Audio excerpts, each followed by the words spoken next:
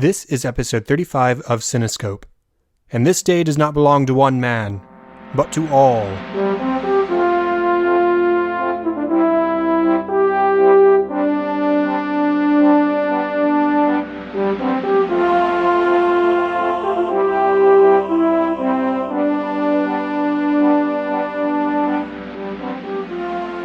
Welcome to Cinescope, where our goal is not to criticize or to assign ratings, but rather to celebrate the movies we love, exploring story, characters, music, and relevance to the world around us. I'm your host, Chad Hopkins, and joining me today are Gabriel Green and James Hamrick to conclude our discussion on Peter Jackson's The Lord of the Rings trilogy with The Return of the King. How are you guys doing tonight? Very well. Thanks for having us on.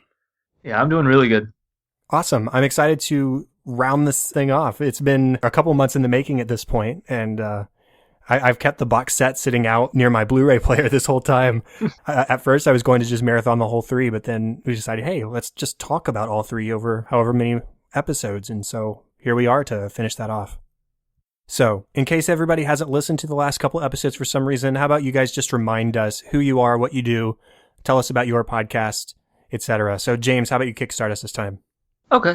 So, we met across a movie Facebook discussion group, and we had both noticed that we ended up liking a lot of movies that wasn't really well received. Initially, it started with discussions on The Hobbit and the DCU films, particularly Batman vs. Superman.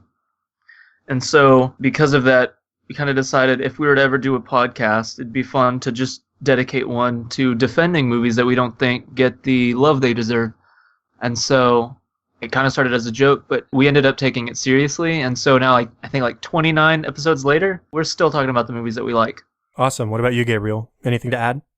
Not a lot about the podcast, but just, it's been a lot of fun. And we got to have you on a couple times, and that was always really fun to have. And yeah, including recently, you and I talked about the newest Beauty and the Beast movie. Yeah. Well, cool. I guess let's go ahead and start heading that way towards the discussion, because it's probably going to be a long one to maybe match the length of the movie. We'll see.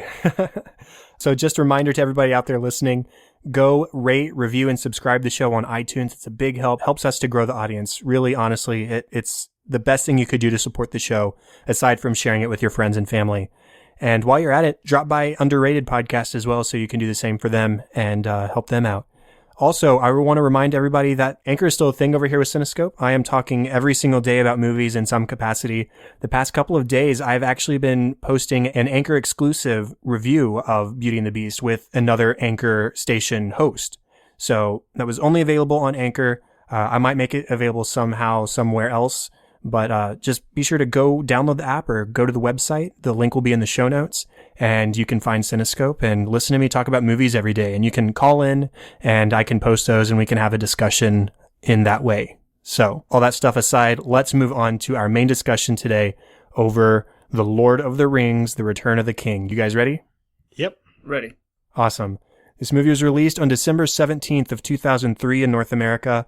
It was directed by Peter Jackson, once again, who directed the rest of the trilogy, The Hobbit trilogy, The Frighteners, King Kong, and The Lovely Bones.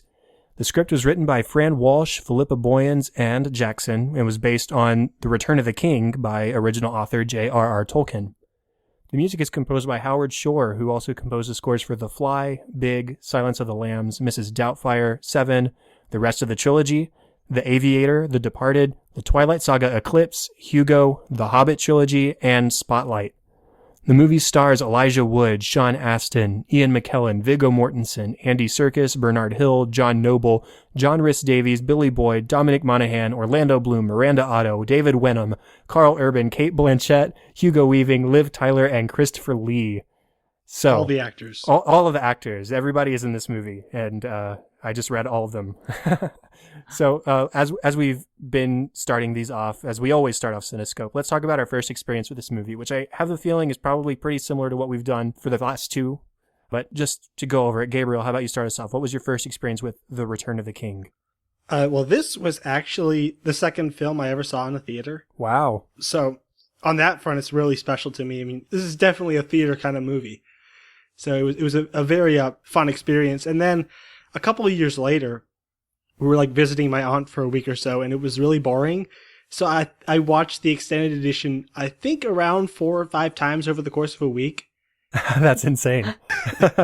So I just completely fell in love with this film in particular. I love them all, but just something about this one kept me coming back over and over again, just besides the boredom. So this movie is very special to me on that level. Okay, what about you, James? Yeah, so for me, at this point, Fellowship of Two Towers had essentially cemented themselves as my favorite movies of all time. And it's weird, I have a lot of specific memories of different moments leading up to that movie. Like, I remember one of my older cousins coming over and saying, asking me if I was excited. Like, because she knew that I was a huge Lord of the Rings fan. And I remember her saying, like, oh, what are you going to do now that this is the last one? And for whatever reason at that moment, that had never really crossed my mind, the idea that once this hits theaters, it's going to be done.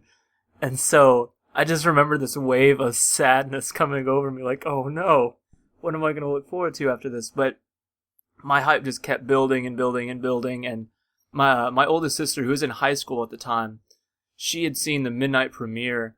And I remember waiting super late for her to get back just so I could go and bug her and ask her every question I wanted to ask.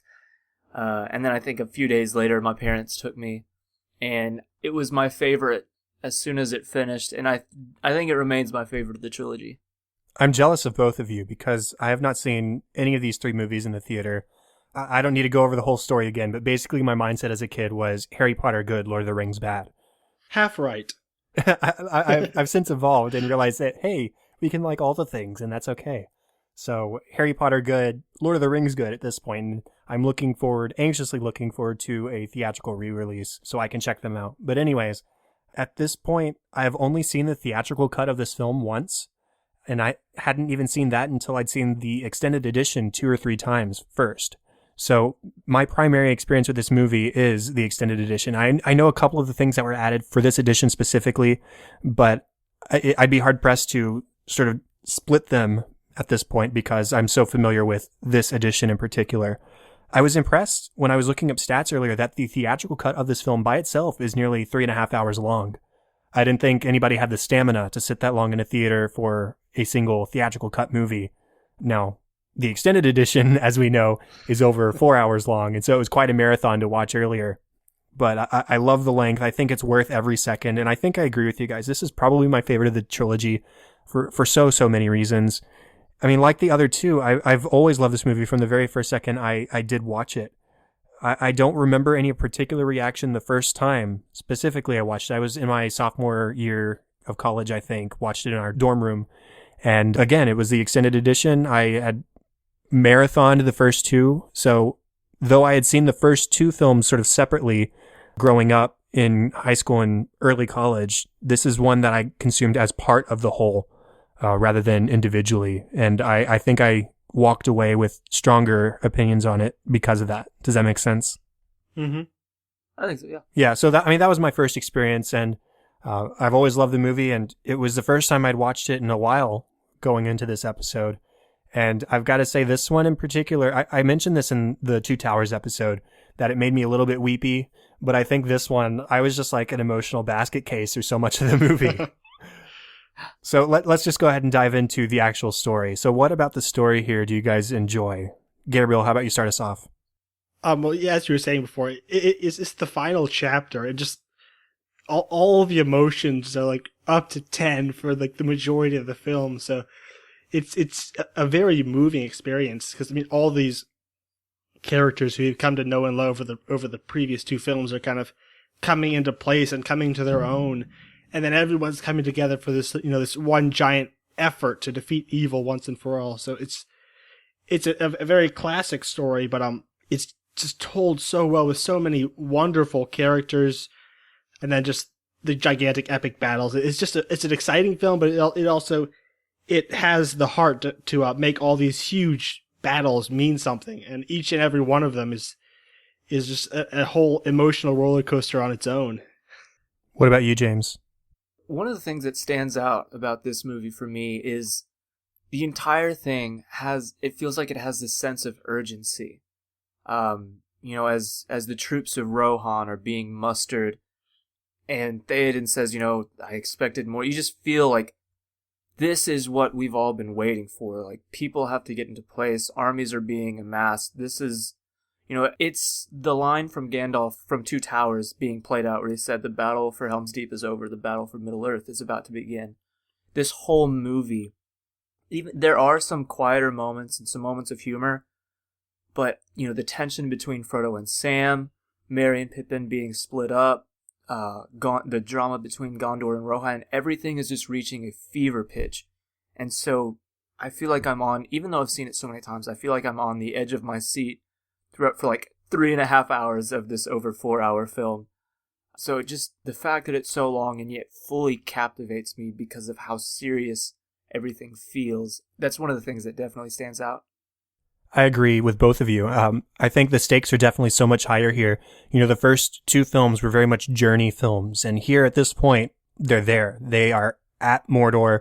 They're right on its gate, and everything is happening. It's now or never in this film. And I love the immediacy of the action. And speaking to the characters, I read out all of those characters when going through the stats earlier because I don't know if I could have trimmed it down from there. Because every single character and actor who I mentioned means something very deeply to this film. And so the bulk of our discussion is going to be over characters. And I don't have a whole lot to say about the story specifically because most of that you can extrapolate from my character discussion. But just a few shots that stand out to me. I love the idea of Osgiliath as sort of a foreshadowing of Minas Tirith's future. That it wasn't something that had occurred to me before, but when you look at both cities side by side, they are both like made of stone, right? And when you look at Osgiliath, it is basically ruins. They call it a city, but it seems fairly uninhabited at the point that we see it in this film. And it falls so easily. It really sort of foreshadows in a way the attack that we know is coming on Minas Tirith and the possible outcome if they were to fail. And that was just something that sort of struck me when watching this, was how similar the two cities are and the stakes that were at hand for the city of Minas Tirith itself. And then the visuals of the Oliphants, I thought held up extremely well. They were, for a film that was made in 2003 when CGI was still semi in its infancy, the Oliphants were believably large and powerful and terrifying in a huge way. They show up and they're all lined up, and as soon as they get close to the Rohirrim, they are just pile driving everybody and sweeping from side to side. And I just tried to mimic them with my face, and I moved away from my microphone. So that didn't work out. But I think that the visuals in this film across the board, even the Dead Men of Dunharrow, right? The ghost army that Aragorn recruits for their help, they hold up extremely well to scrutiny, I think. The visuals just across the board are fantastic. And those are just the special effects. Even the cinematography has always been good.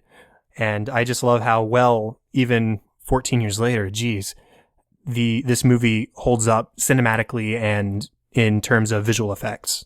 Yeah, like even though you can occasionally see the cracks, the way Jackson shoots it is so exciting and compelling that it all works. Even if you tell, I know that's CGI, it's still an epic shot. And the whole film's like that. And as you said, most of the CGI does hold up very well. Like, I completely forgot I was watching like CGI elephants. They look so real. Yeah, I think that CG holds up for the most part throughout the movie to today's standards, especially the Oliphants or mimicles, whichever you call them. And the moment that you mentioned, to me, that's a standout moment for the movie for me as well. There's just something about as soon as the two armies clash and the mimicles start bashing through this army of horses, it's one of those like visceral moments in any battle I've ever seen in a film. I'm glad that you brought that moment up. Everybody always raves about the Battle of Helm's Deep and the Two Towers, and it's fantastic. But then 80% of this movie in particular, is also war scenes, and I think it's just as captivating. And maybe even this isn't at all a criticism of Helm's Deep, but even somewhat easier to follow because it's daytime and you're able to see the action taking place on this sweeping plain rather than in this confined space. And those both have their strengths. Those settings both have their strengths. But I just like the sort of openness of this battle, and you're able to see the size of the armies as they compare against each other.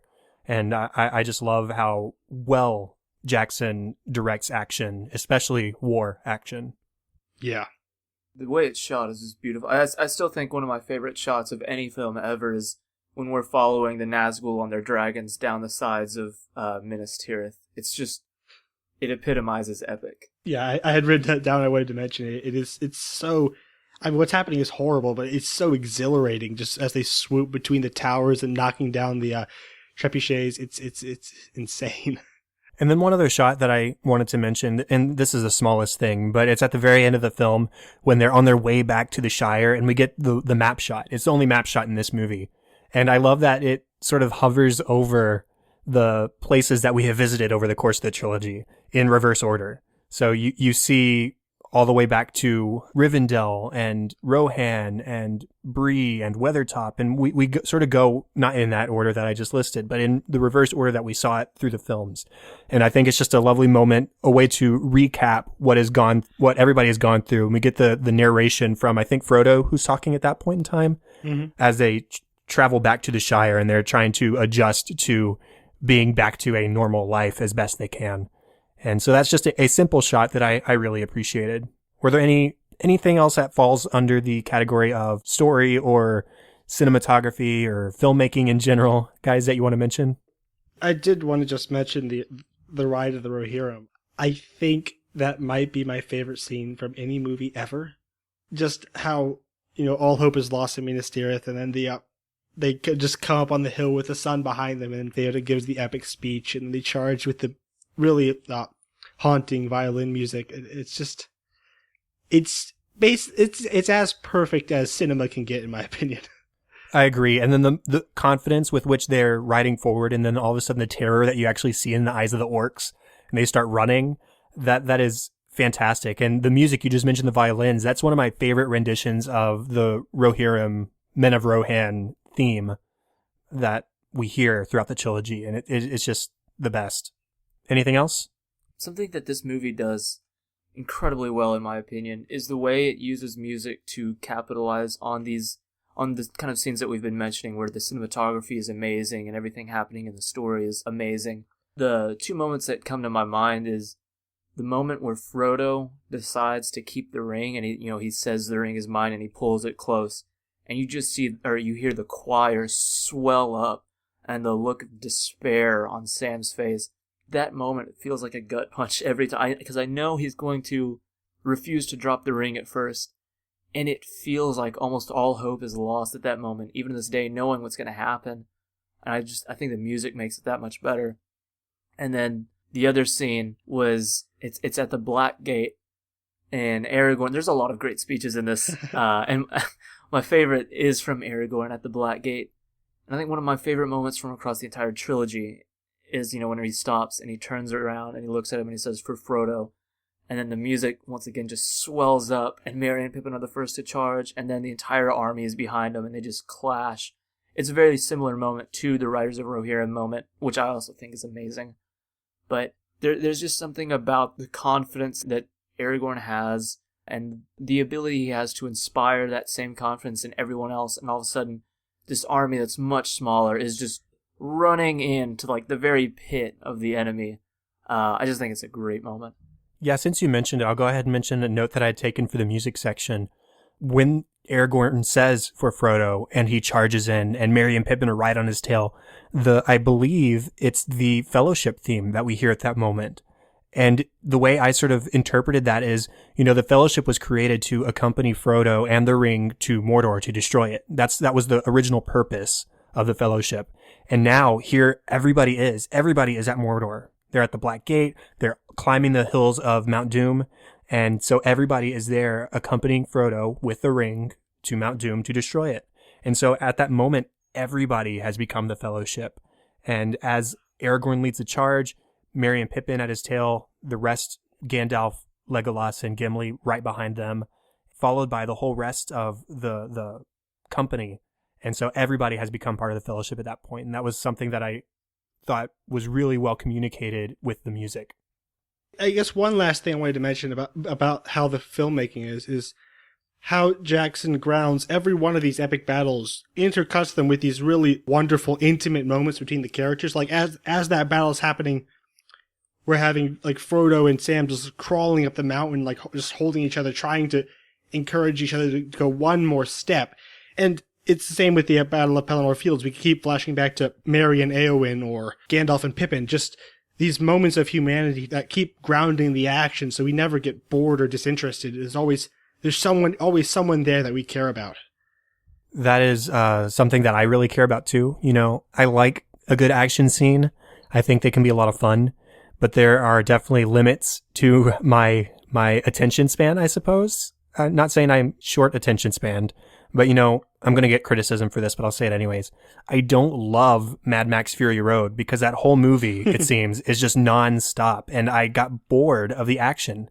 Now, hear me out. I've only seen it one time. I need to rewatch it. Maybe I'll like it more. But that was one criticism I had about that movie. And this one, you're right. There are those pauses within the scenes. The one that I noted in particular was when Pippin and Gandalf are sitting inside the walls of Minas Tirith behind the second gate, waiting for the orcs to breach it. And they're having this nice conversation about hope and just, it's a peaceful moment. And I appreciate breaking up the action like that so that we do get a little bit of variety in those larger scenes. Yeah, that scene, I think it's the one where they're essentially talking about the afterlife. And Gandalf is essentially describing heaven. And his words are contrasted with the pounding of the troll on the door. And the song for the movie, Into the West, it's actually incorporated into the movie's score at that moment. And I get goosebumps and maybe a little tear every time I see that part. It starts off when they first start talking, you hear the pounding in the background, but as Gandalf gets further into his sort of explanation of how death isn't the end, everything sort of phases out, and you just have his conversation, his soothing Ian McKellen voice, and the music. And it, again, is a beautiful moment to break up some pretty intense action. Let's move into the bulk of our conversation, because there are a lot of characters, as we've already pointed out, and so let's just go through sort of one by one. And so let's just start off. I've got Theoden at the top of my list. So what do you guys have to say about Theoden? I really, really love him. I talked a bit about how in Two Towers, you had Theoden kind of fearing that he's a failure to his people because he was under Saruman's spell for so long, and he's like trying to redeem his legacy. And when they go and confront Saruman, Saruman calls him a lesser son of greater sires. And then you get a shot of his face, and you can see that it's everything that he's already been fearing himself. Like, he doesn't even try to answer back because he's thinking the same thing. And I love how ultimately, in the end, after he has given his all, you see he's found peace when he tells Éowyn before he dies, "I go to my fathers, in whose mighty company I shall not now be ashamed." Just watching him come back from such a low place that he was in the beginning when we meet him in the Two Towers to becoming such a noble, kingly figure is really inspiring. As much as Aragorn helps Theoden to sort of get on his feet and become the leader that his people needed in the Two Towers and at the start of this film, I think he definitely benefited from Aragorn having to depart to go find the dead men of Dunharrow.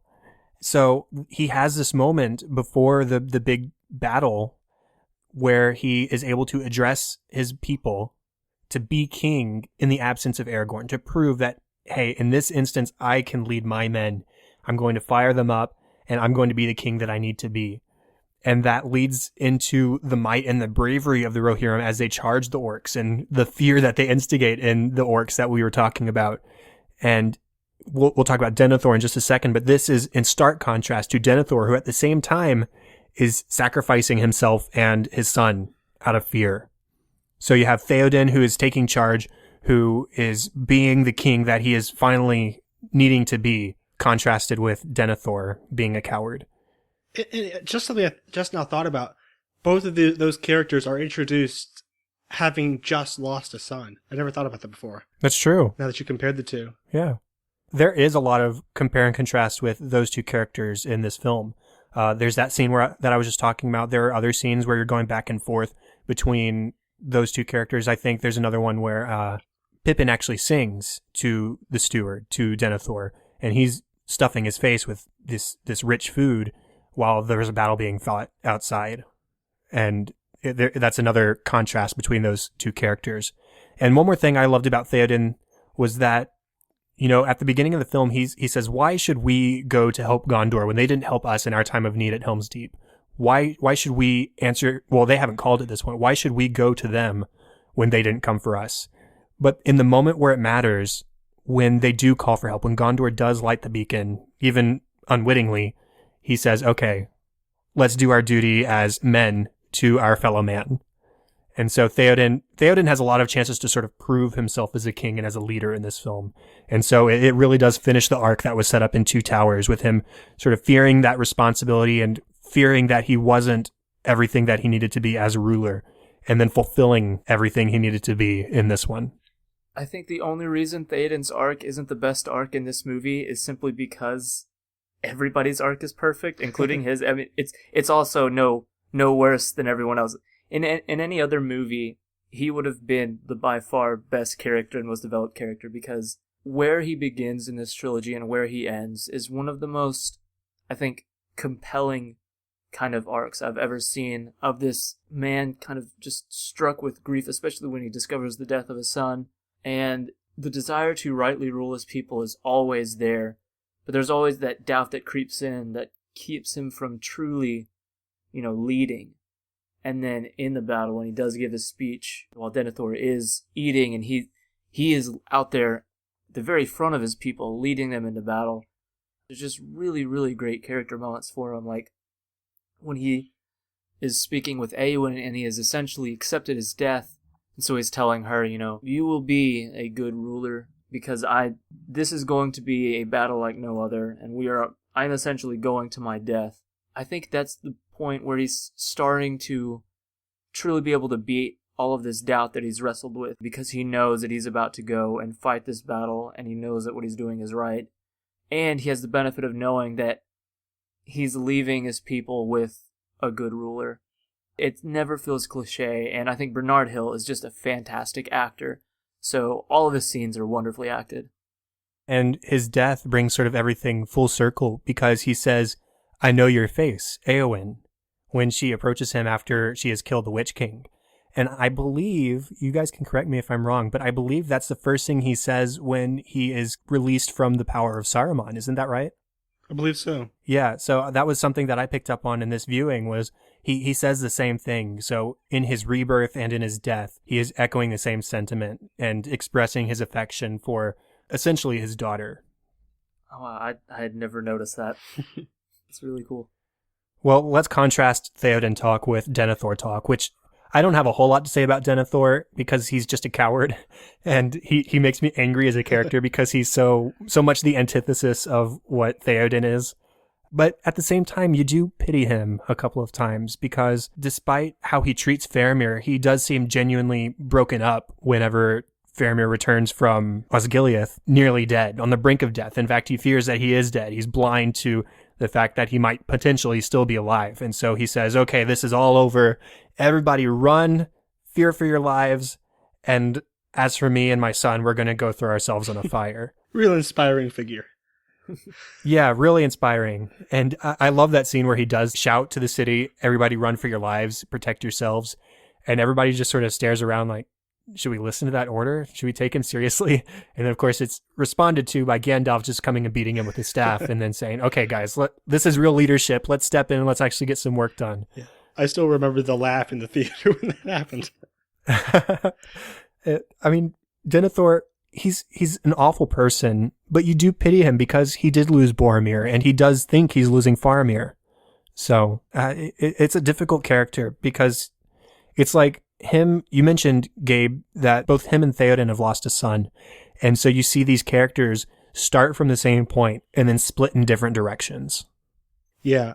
As you're mentioning the scene where he sends his son literally to his death, or almost to his death, and he's just eating in like the most disgusting way possible, as Pippin singing. I mean, Billy Boyd's a fantastic singer. I love that scene. And I think credit should really go to John Noble, he plays such a despicable character, and yet there are moments where we actually do feel deeply for him because of like just all the layers of pain and sadness in his performance. I don't think it's really any less compelling than Theoden's story, but as an audience member, because we hate him so much, we're less interested in his character. But like Gabe said, I do think credit has to be given to John Noble. He's a really great actor with a really, really great voice. And yeah, instead of just being an entirely despicable person from start to finish, he does have really great moments where you kind of strip back this jerk and you see this man who still loves his son. Even though the scene where he thinks that he's seeing Boromir, even though that scene ends with me hating his guts, there is a moment of sympathy in that scene where you do see that he had this genuine, legitimate love for Boromir, and he's still not over this grief. Now, of course, you can't sympathize with him fully just because of the way he treats his other son. But there's little moments sprinkled throughout that keep his character from, I think, becoming just kind of this stereotype, oh, this is just the bad king, as opposed to Theoden's good king. I think it is a much more nuanced character than it could have been, and it is helped out by John Noble. You see the potential for so much more in Denethor, because he loves his son, and the job of the steward of Gondor is to basically keep the city safe until the king, the heir of Isildur, returns to claim the throne. And then when that moment comes, he says, wait, hey, I don't want that. I want to stay in my position here. I'm happy sitting here. I'm happy eating all this food. And, I have these two sons, and this one's going to bring me this ring, or that's what he wanted to happen. And everything just sort of comes crashing down around him. It almost makes you wonder how his character would have panned out had he never had to be steward. I'm assuming, whatever rank he was, prior to that, he still had power. So, I don't know, maybe it's the power that got to him, because, one of the biggest themes of the movies is just the idea that power corrupts humans. And so maybe without this power going to his head, he could have been a better father. That, like you said, we do see the potential every now and then in his character.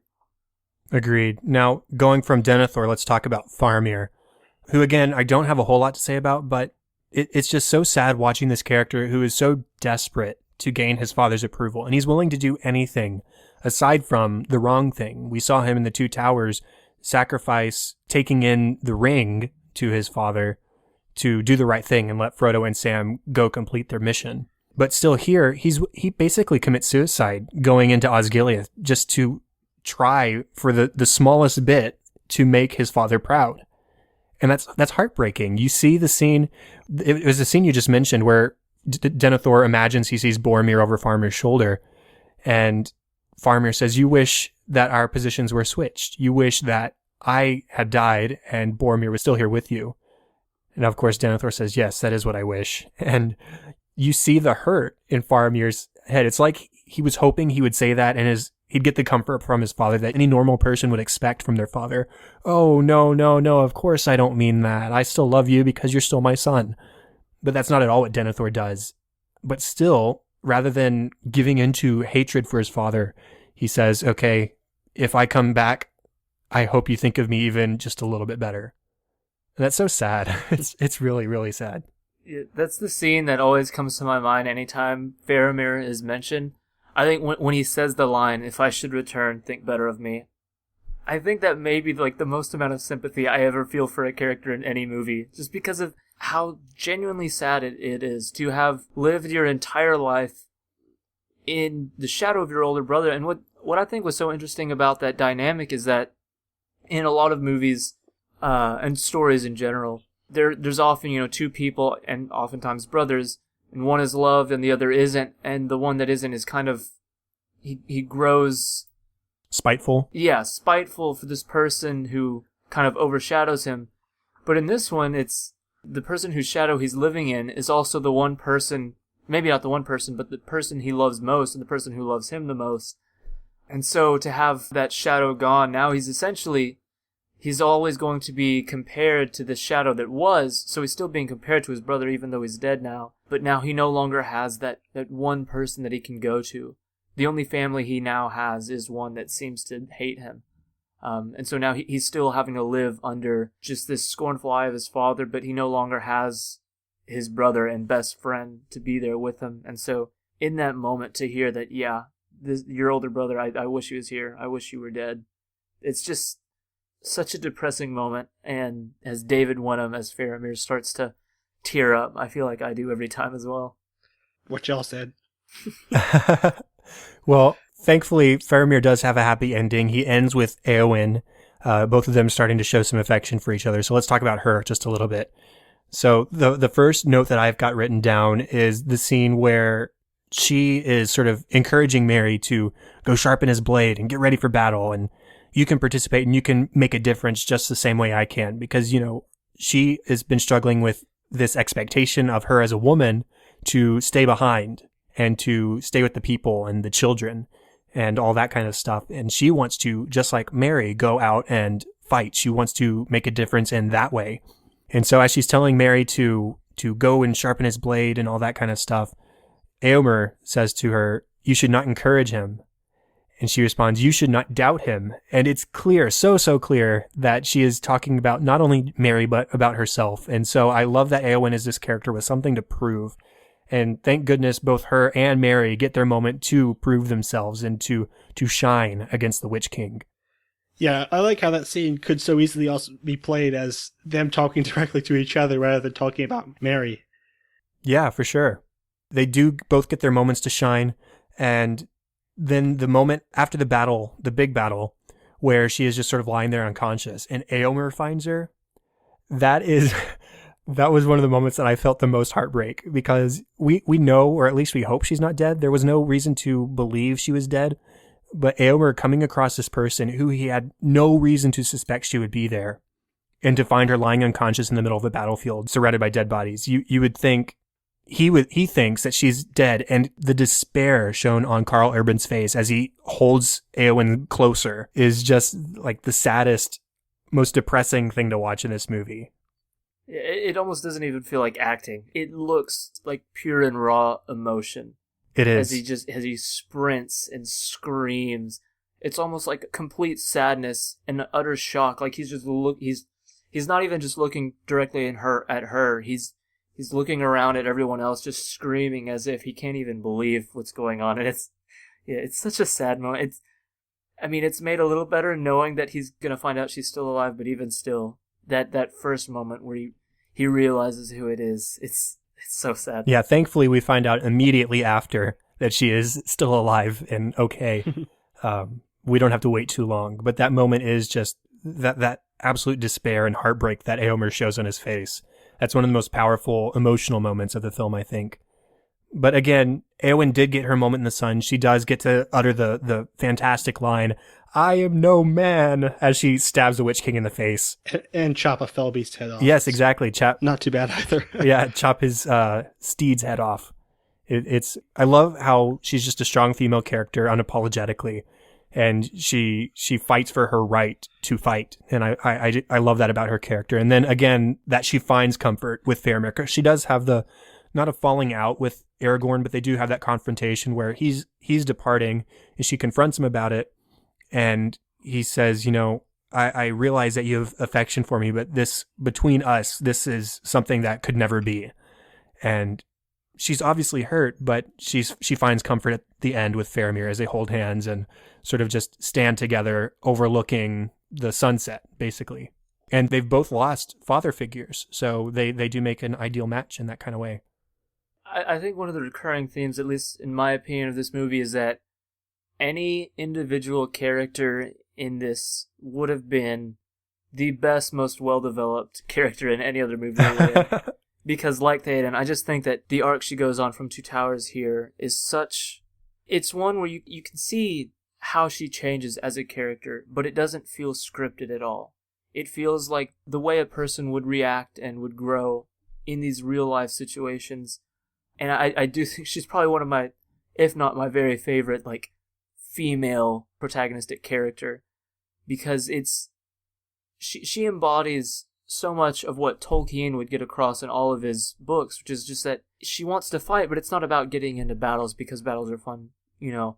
It's about fighting for what you know is right, and if everyone else is out there giving their life for something, it doesn't feel right to not be doing it yourself, and it's not a prideful issue. It has nothing to do with her wanting to be one of the guys or wanting to prove herself to anyone. It's because this is what she feels is the right thing to do.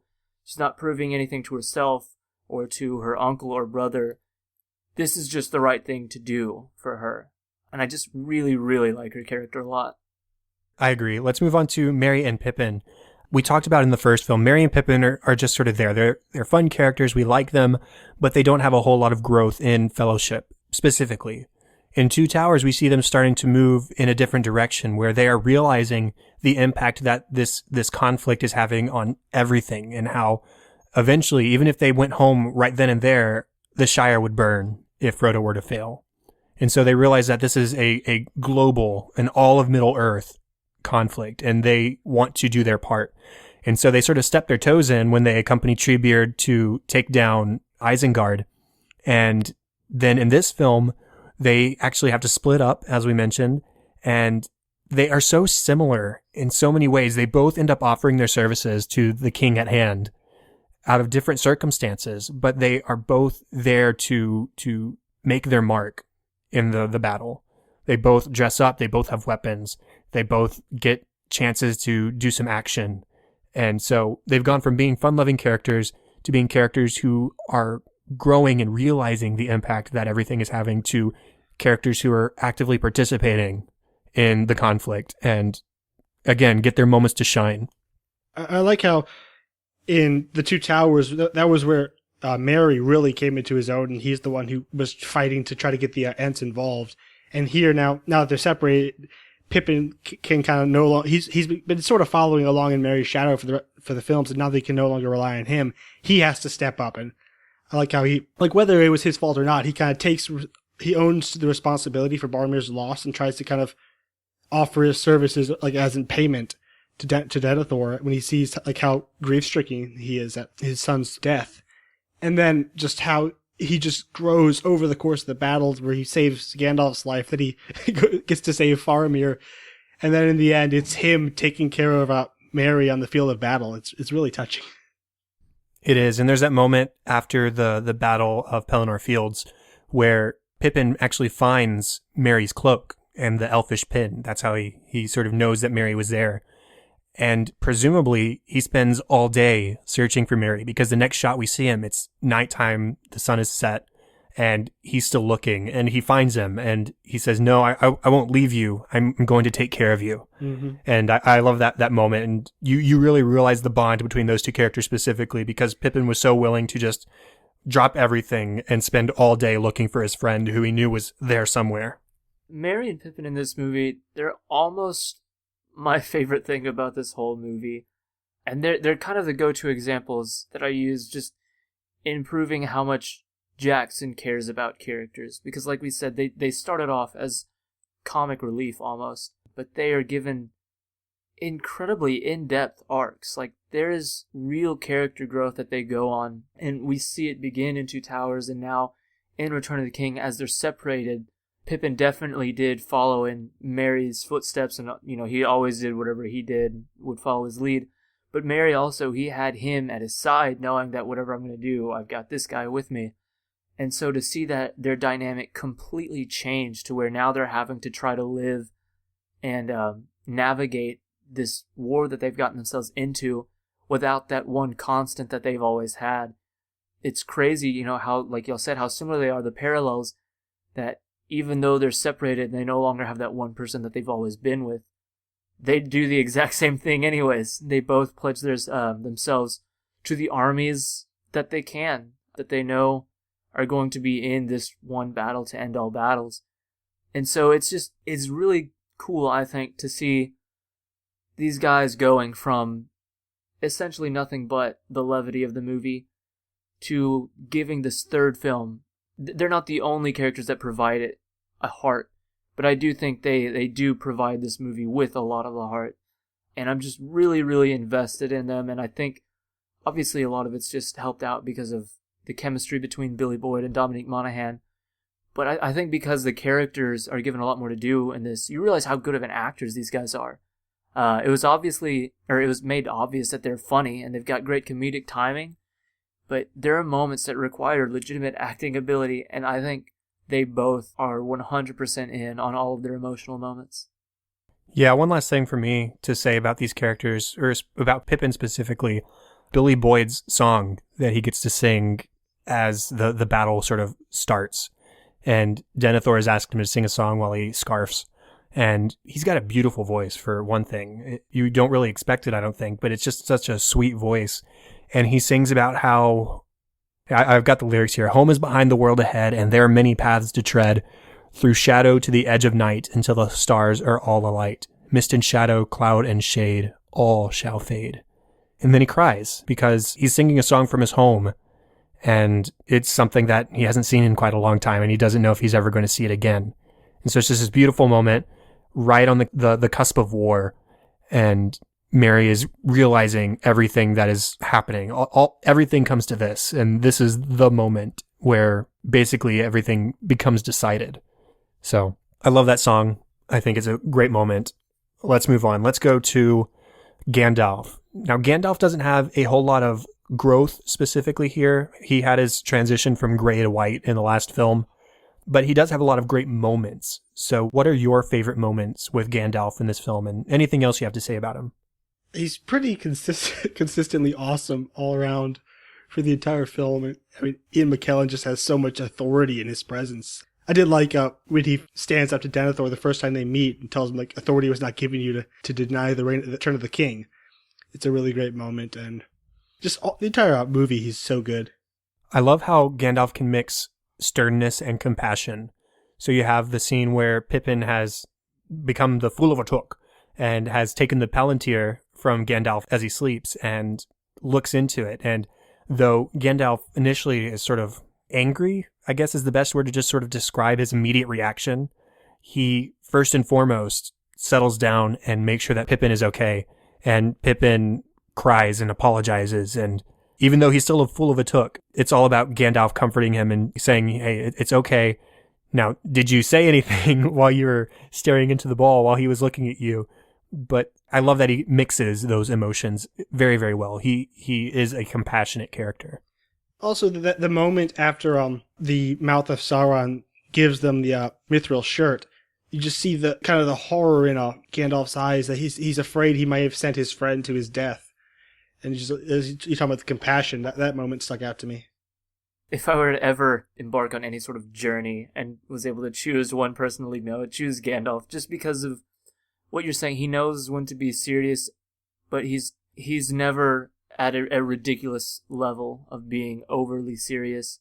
And to kind of follow up on the scene that you mentioned where Pippin grabs the Palantir, the scene afterwards, even when he's still angry with Pippin and he's still like essentially chiding him, he does, like, you know, he looks at him and he says he's a fool, but an honest fool. Like he's still covering right. for Pippin. This is still his friend, and he's making sure that he's not going to get into too much trouble, essentially. And then, you know, afterwards, he goes back to being angry. Like, of all the inquisitive hobbits, you are the worst. But it's never an unrealistic anger. And behind that anger, there's still always that compassion. And then, as for my favorite moment with Gandalf, it probably is the moment that we mentioned earlier, where he's giving Pippin words of comfort in what seemed to be potentially their last moment. You know, I feel like they both fully expected to not live through that.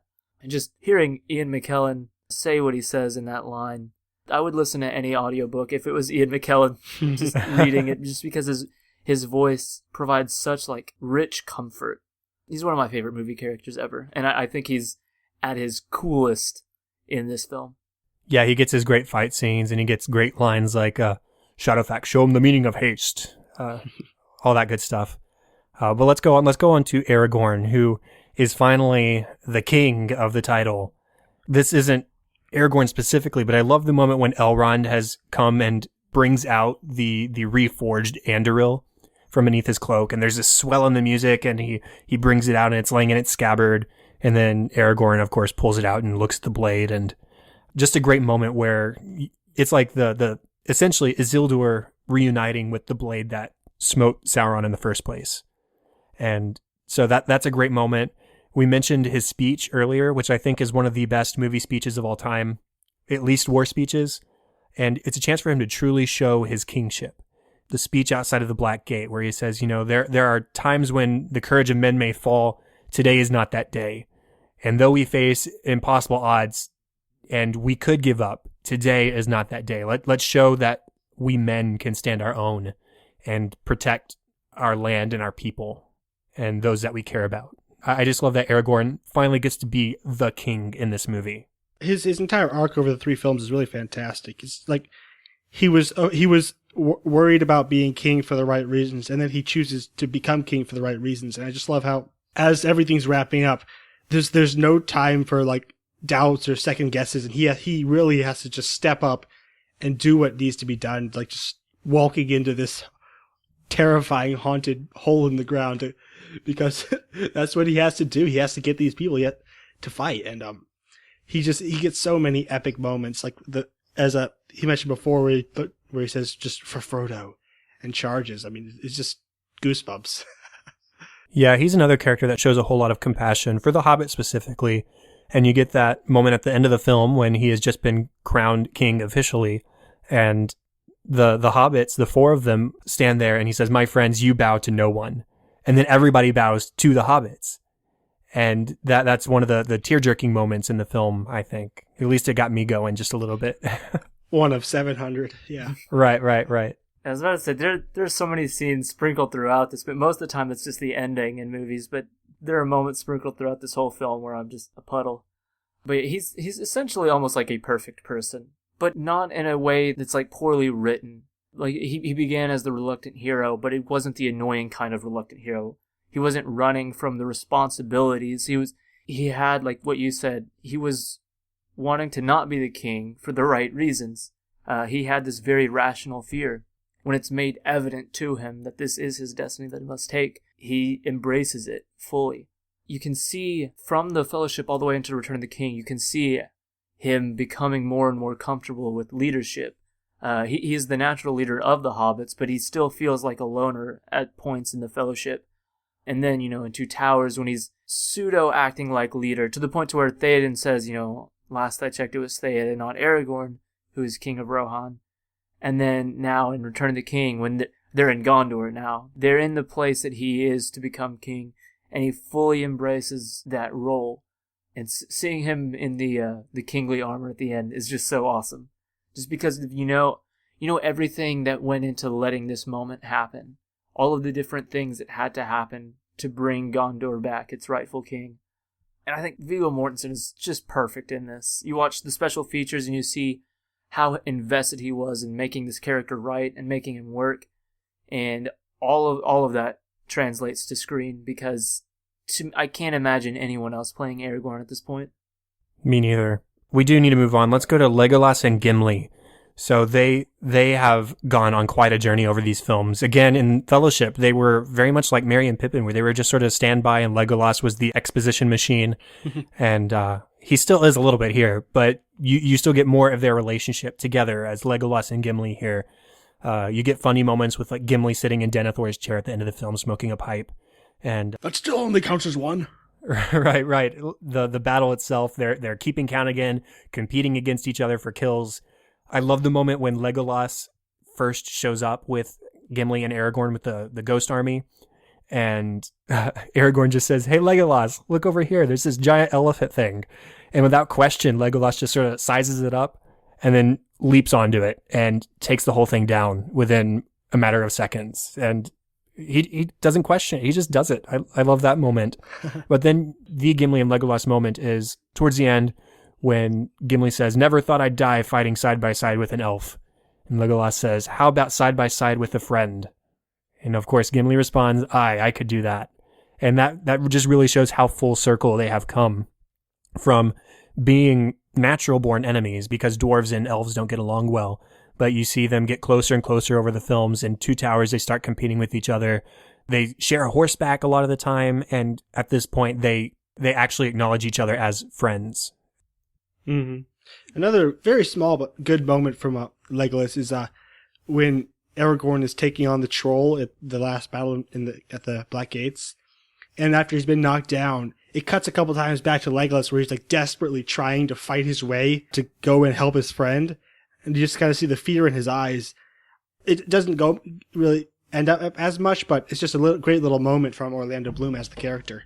Yeah, that's a moment I noticed today as well. It sort of quickens your heartbeat, because you know that nothing's probably going to happen to Aragorn, but you see how he's literally at the whims of this troll, and Legolas is desperately trying to get over to him, to protect him, to save the king. And yeah, it's a great moment. I think watching their Legolas and Gimli's friendship grow across the trilogy is just one of the most fun things in any movie. A line that I love is as Aragorn is leaving the Riders of Rohan to go and call the armies of the dead, and Gimli shows up and Aragorn says, hey, you can't follow me. And Legolas is right behind him and says, have you learned nothing of the stubbornness of dwarves? At this point, they know each other incredibly well, and they're able to joke with each other, but it's this, at that point, an unbreakable bond. In a movie that does feel so dire and so important and so heavy, I think one of my favorite things about the characters of Legolas and Gimli is the fact that they are able to interject a certain amount of lightness and humor into it, but it never comes at the cost of the urgency of the movie. It always feels natural. And again, it's just, it'd be weird to imagine anyone else in these roles just because of the chemistry the two of them have with each other and with Aragorn. Like this trio to me is my favorite film trio ever. It's just a lot of fun watching them and thinking about their journey from whenever it essentially became the three of them at the end of Fellowship, where they're just hunting orcs through the woods, and now they're a part of this greatest battle in Middle-earth history almost, and again, it's the three of them in the midst of it. Let's move on to Frodo and Sam now. Primarily Sam.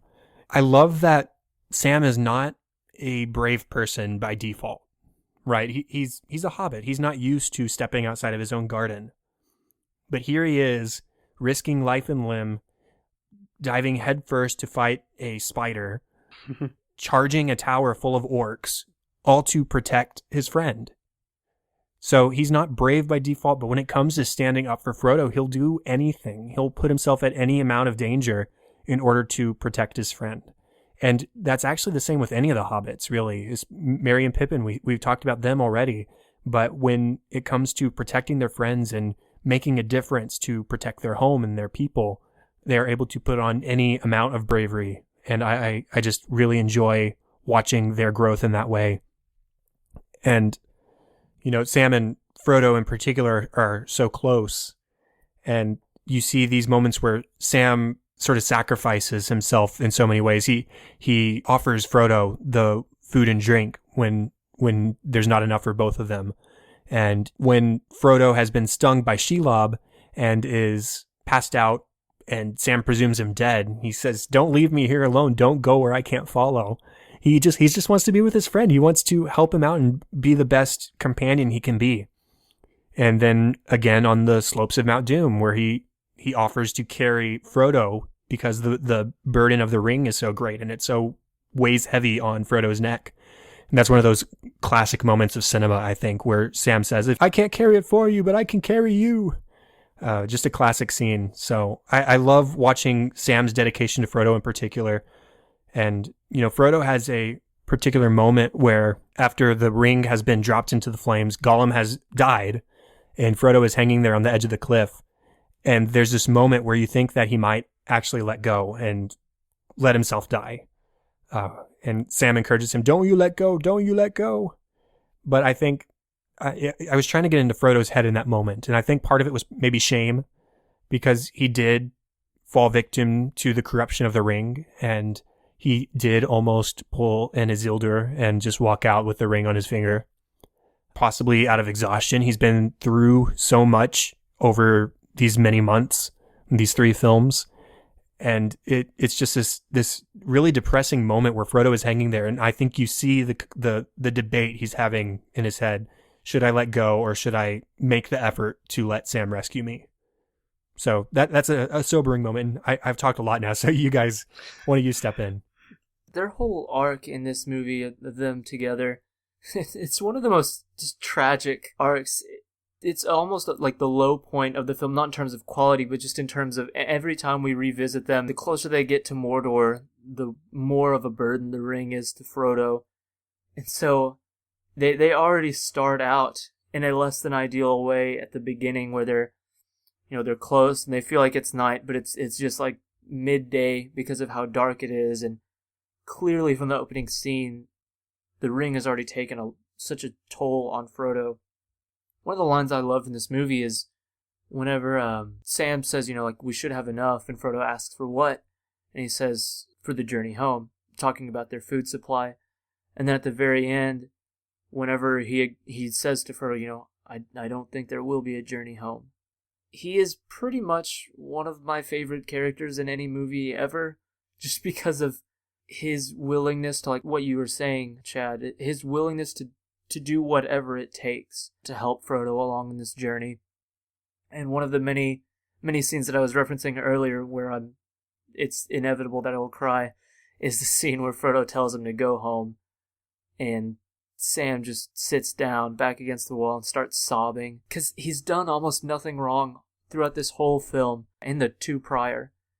He's, been the watchful eye over him. He's rightly been suspicious of Gollum, and regardless of everything that he's done, he hasn't been able to beat Gollum, who is a manipulator, and he just starts crying in this moment, and it gets to me every time.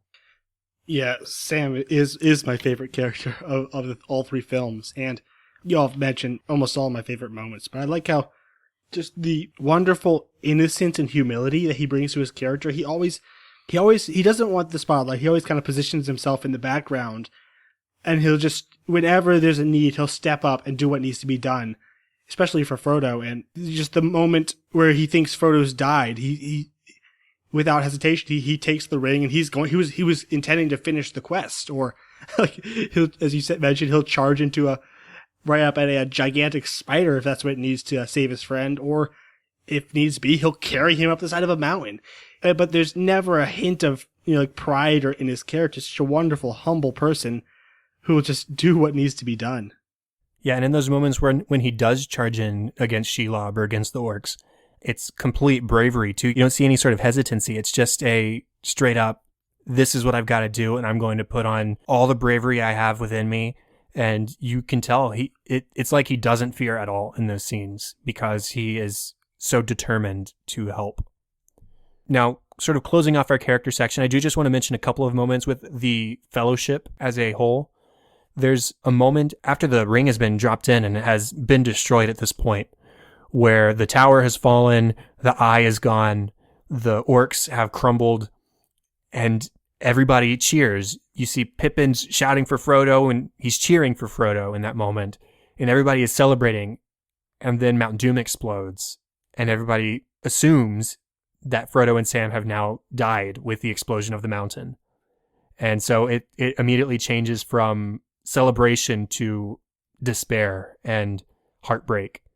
And it's just this wonderful contrasting moment that it's not, I wouldn't call it subtle, but without having to say any words, you are able to see so clearly the emotions that everybody's feeling, where they're happy that the task has been completed and that the enemy has been defeated. But then they also fear for their friends in that moment when they think they have lost them. What I love about that moment is that it didn't have to be in this movie at all. Frodo doesn't die. We don't go for an extended period of time with those characters thinking he did. But I do think that its addition to the movie helps you understand the relationships of these characters that much more, to where it doesn't feel like movie characters. As Pippin, is shouting Frodo, and then all of a sudden you just see the explosion, and he's now on his knees, and he's just in tears, saying Frodo, assuming they lost him.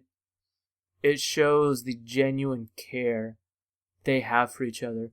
And thinking about it, Pippin and really most of them haven't even seen Frodo since the ending of Fellowship, but the bond that they created with each other in that one was so strong that it's still, and obviously they knew each other prior to becoming the Fellowship, that this moment where it feels as if you lost a friend just hits all of the Fellowship in such a powerful way that they just beat the armies of darkness. This is absolutely a moment for celebration, but because of the closeness of this Fellowship, that overcomes their joy in the moment, because regardless of the fact that yes, we did win, it came at the cost of, one of everybody's best friends. And I'm so happy it was Jackson who directed these movies, just because of how much he cares about characters and the fact that he's willing to put in moments like that in the film.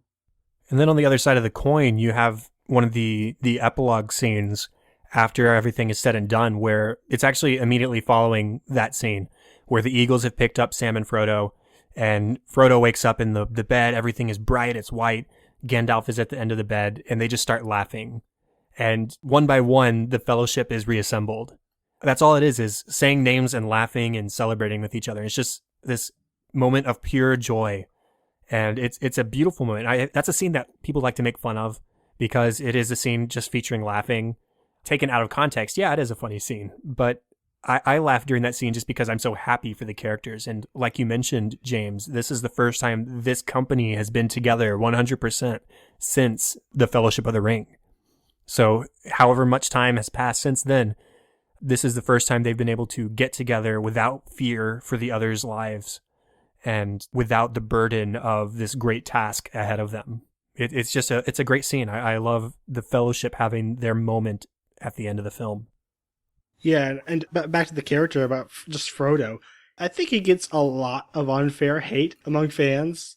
There's a lot of people who kind of hate on Elijah Wood's performance, but I think it is kind of a thankless character as far as the story goes. You know, he kind of does fail in the end, but I think that's not taking into account just the courage it took to, first of all, you know, volunteer in the beginning, and then as he goes and he feels the ring like eating away at his soul every step of the way, yet he keeps on going.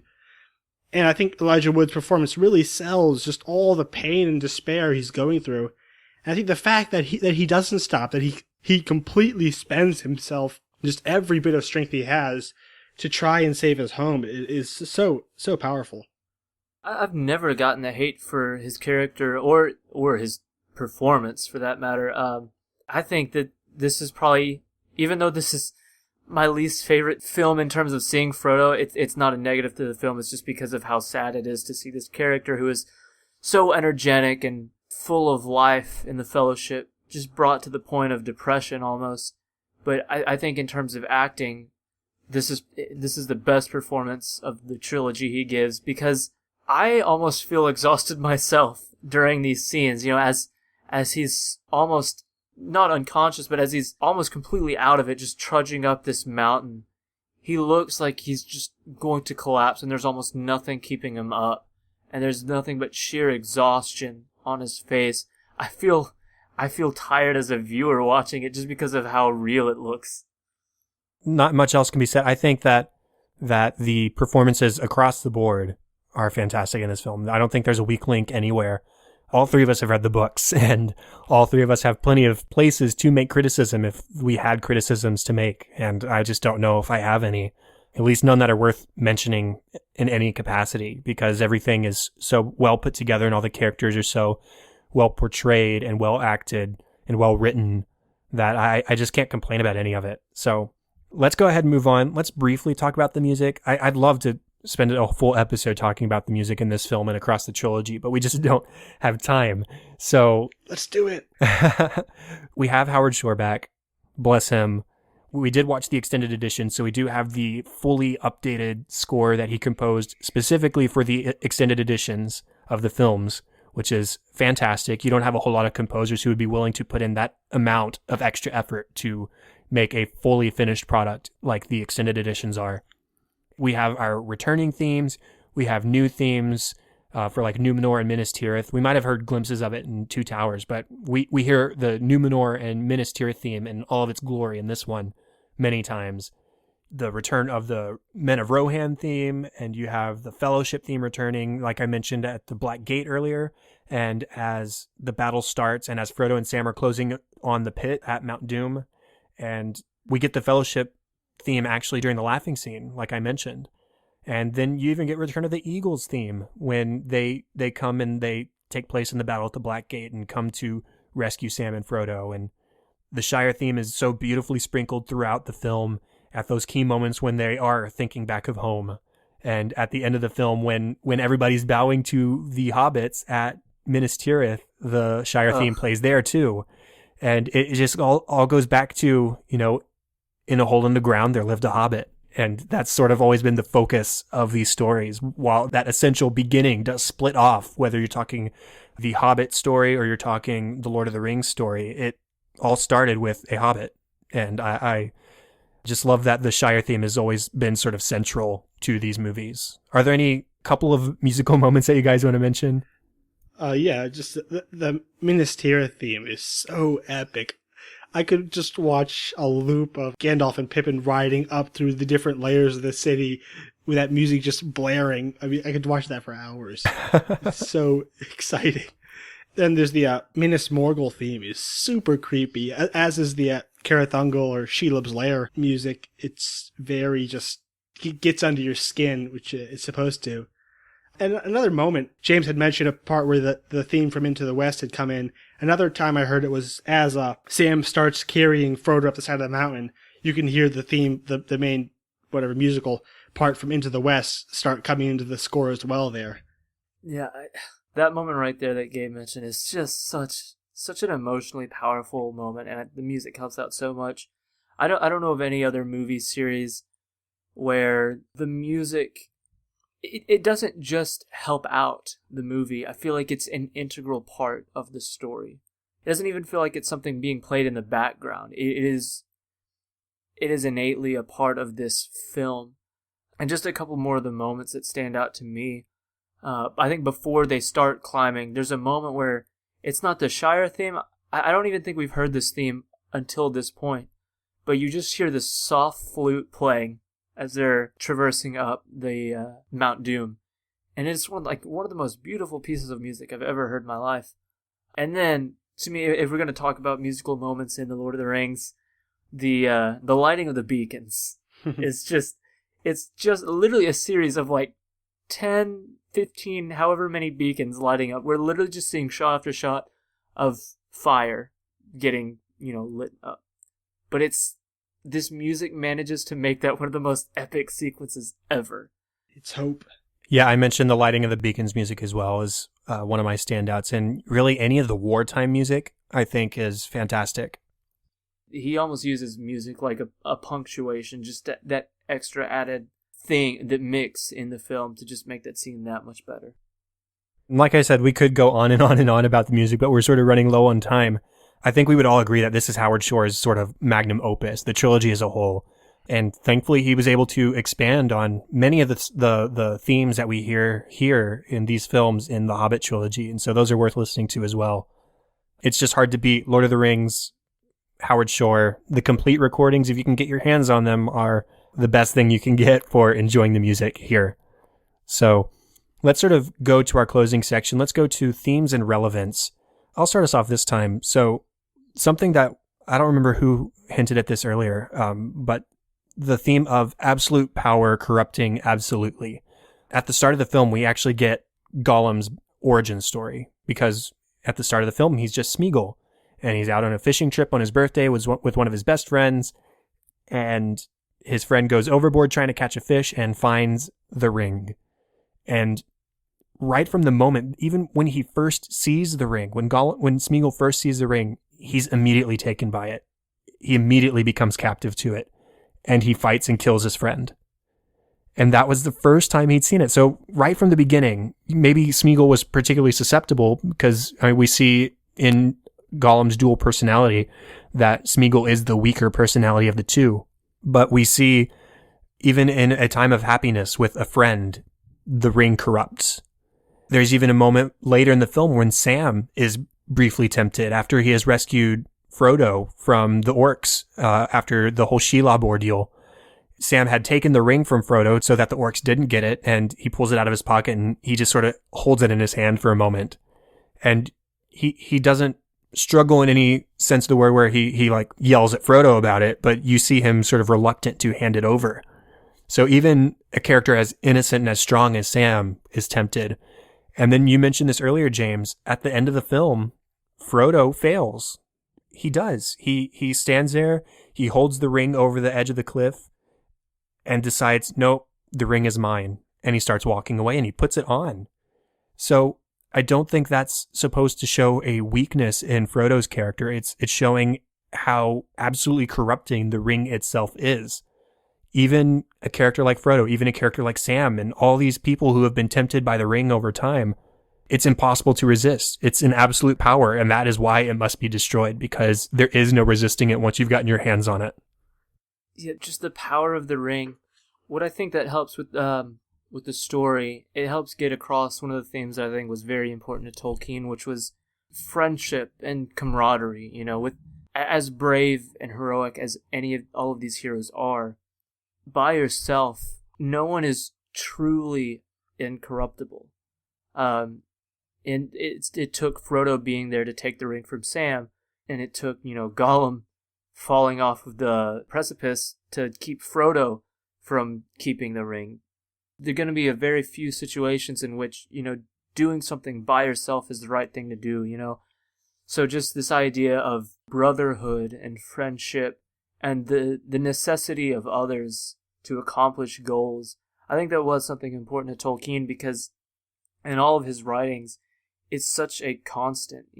There's the 13 dwarves with Bilbo and Gandalf, and there's the Fellowship, the 9 of them, and even in his other works like the Silmarillion and the Children of Húrin, there's always some sort of bond or brotherhood. And to me, that just says that this is something that Tolkien thought was very important for humans. And it certainly parallels with the characters of Aragorn and Theoden, who are rulers, but they put so much faith in their people and in their citizens of their kingdom, however you want to phrase it. They don't rely on their own strengths. They rely on the strengths of their collaboration. In contrast with a character like Denethor, who wants the power for himself, and Saruman, who wants the power for himself and falls victim to that. And he realizes that Sauron does not share power. And so you get those parallels where the ring is an absolute power, and rather than taking absolute power for themselves and becoming corrupt, like the power of the ring, or like Saruman, or like Denethor, Theoden and Aragorn are able to put their faith in others and not have absolute power. And even though it's not from this movie, I think a line that sums up exactly what you're saying is at the end of Fellowship, when Gimli says, "So the Fellowship has failed," and Aragorn says, "Not if we hold true to each other." Aragorn understood the importance of this bond that they've made with each other, and the importance of sticking together and not abandoning, and the need of the others. Agreed. What else do we have? On top of the theme of everyone, coming together, I like how Tolkien wrote the stories just where every character has their small role to play. They all have a choice to do to make the right thing. And whether they win or lose, they have to keep fighting because that's the right thing to do in this moment. And you see really strongly, especially in this one, his belief in providence. He created the word eucatastrophe, which basically means like a fortuitous accident. And you saw his belief that if you do the right thing, good will come of it. Maybe not now, maybe way down the road. And I think you see that especially in the character of Gollum. Way back in Fellowship, after Frodo says it was a pity we didn't kill him, that Bilbo didn't kill him. And then Gandalf says, he gives his line, and then he says, there may come a day when the pity of Bilbo will rule the fates of many. And then he says, for even the wisest cannot know the end. And you see that Bilbo's choice of showing mercy eventually saved the world, essentially. And that was in spite of Gollum's evil, in spite of his betrayals. The choice to do a good thing way back there ultimately saved many. And I think that's a thing we should always be reminded of. We don't know what's going to happen. We always have to do the right thing where we are. Going off of that, there's this idea of not abandoning hope, even when you have good reason to. Time and time and time again in this movie, and across the whole trilogy, you have characters acknowledging that they're against impossible odds, that they're walking into their deaths, but they pursue forward anyways. You have Theoden with the Rohirrim at Minas Tirith. You have Aragorn leading his men at the Black Gate. You have Sam and Frodo even on the slopes of Mount Doom, where they realize, there's not going to be a return trip, but still we must press on. We still have come to do a task, or the others. We have a job to do in distracting the armies of Mordor in order to give Frodo and Sam safe passage to the mountain. And so time and time again throughout this film and through this trilogy, you have these characters making sacrifices and going into these impossible situations and making sacrifices for friends. Again, Aragorn says, for Frodo, and leads the charge, followed immediately by Merry and Pippin. The two least qualified people to be there are leading the charge with Aragorn. And again, you have Sam sacrificing food and drink throughout the film so that Frodo may have it instead, the one who is carrying the weight of the ring, the burden of the ring, so that he may have that nourishment. That sort of goes hand in hand, where you have a task to do and you're willing to do whatever it is to to do that ultimate good task. Not to draw this out too long, I don't envy your editing job ahead of you. But just one last real quick thing was just you mentioning the idea of hope in the trilogy. It reminds me of something from the special features, and to anybody who hasn't watched the special features in the extended editions, they are hours and hours long, but it is worth it, I guarantee you. You'll wish there were more, because they're almost as entertaining as the movies themselves.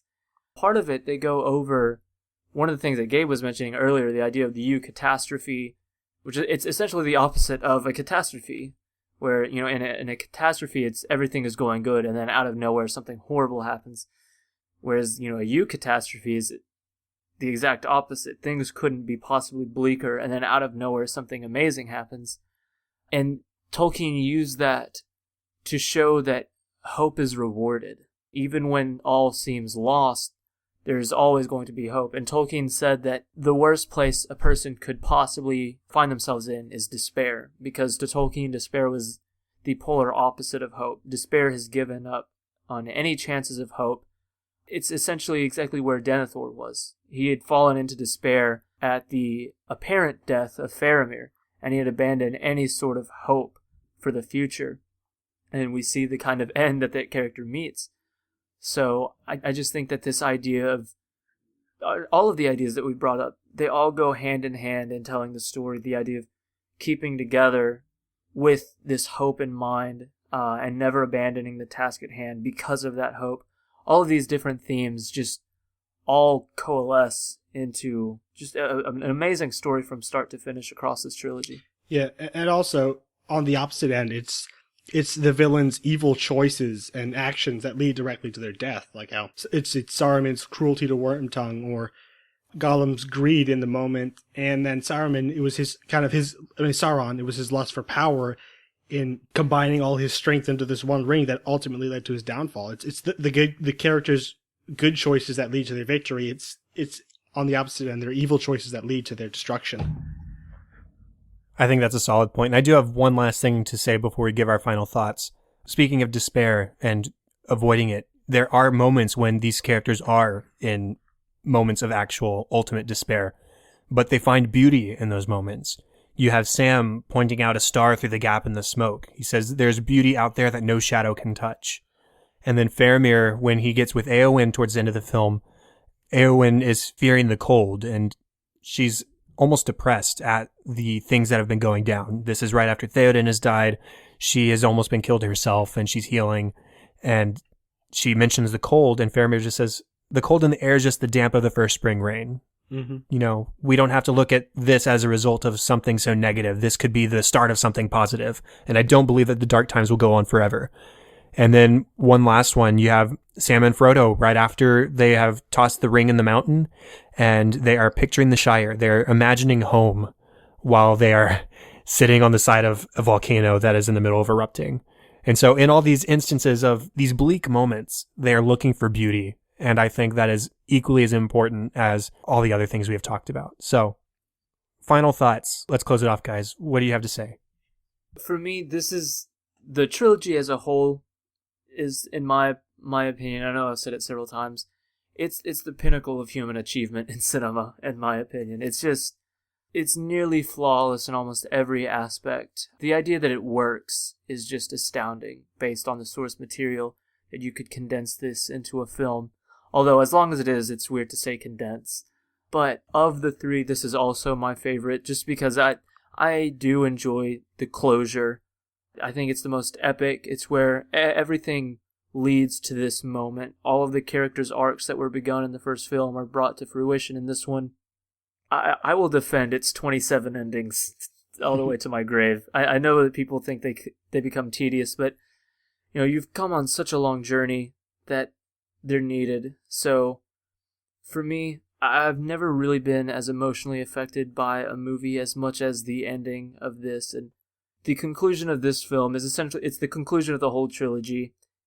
And it feels different than the ending of other movies because it feels like you really did just, you know, close the chapter on something incredibly important. And it almost transcends being a simple movie. And it's been an incredibly important film for me. And it probably is my favorite movie of all time.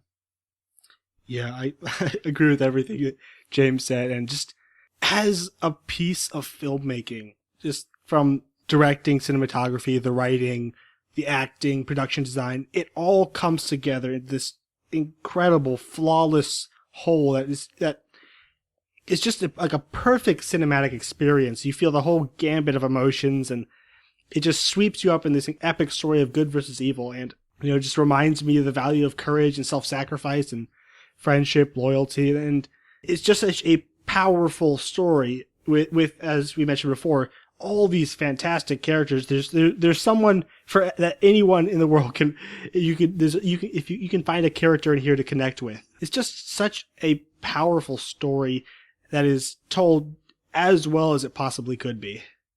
I agree with everything that's been said. I don't really have a whole lot to add on to that.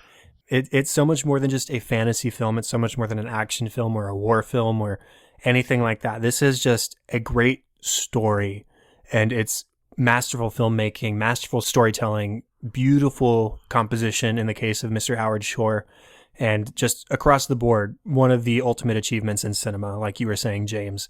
And so if somehow you have made it through this episode and have not seen these movies, I don't think that's the case with anybody who's listening, but let this be an encouragement for you to go out and rewatch this trilogy, because I have certainly enjoyed going back and rewatching everything. And I'm looking forward to going through the Hobbit trilogy now. Maybe not on the podcast. We'll see.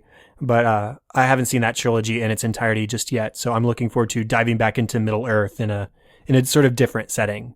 So with that is the end of the official 35th episode of Cinescope. Thank you guys so much for being on the show with me. You're welcome. Yeah, thanks for having us. Definitely. Contact for the show, you can find it at facebook.com/Cinescope Podcast and at Cinescope Pod on Twitter. Remember to go onto iTunes and rate, review, and subscribe, and also go share the show with your family and with your friends. Find us on Anchor. The link is in the show notes, or you can download the app from the iOS or Android App Store, and you can find Cinescope through there. If you have feedback or ideas, you can email at thecinescopepodcast@gmail.com. And if you're interested in co-hosting or have a movie that you'd like to talk about for 45 minutes plus, make sure to let me know, and I'd love to get you onto the show. Now, James, where can people find you online? We have a website, underratedpodcast.com, that you can visit to find all of our episodes.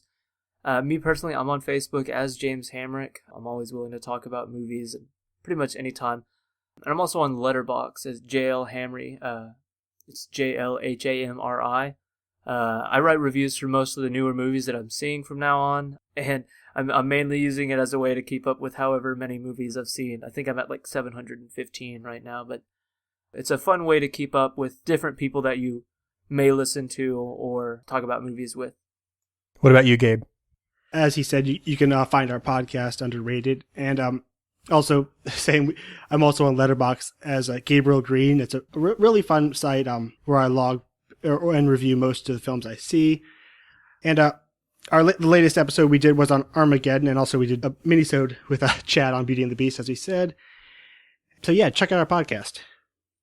Yeah, definitely go over to iTunes and check out Underrated and give them some love over there too, because they have a very positive approach to film criticism, just like we do here on Cinescope. Now, best place to find me online is on Twitter at Chadadada, that is CHADADADA, and Facebook.com/Chad.Hopkins. And you know what? I'm on Letterboxd too. I don't review films necessarily because I've sort of drifted away from star ratings, but I do log the films that I watch. So you'll be able to at least follow that much.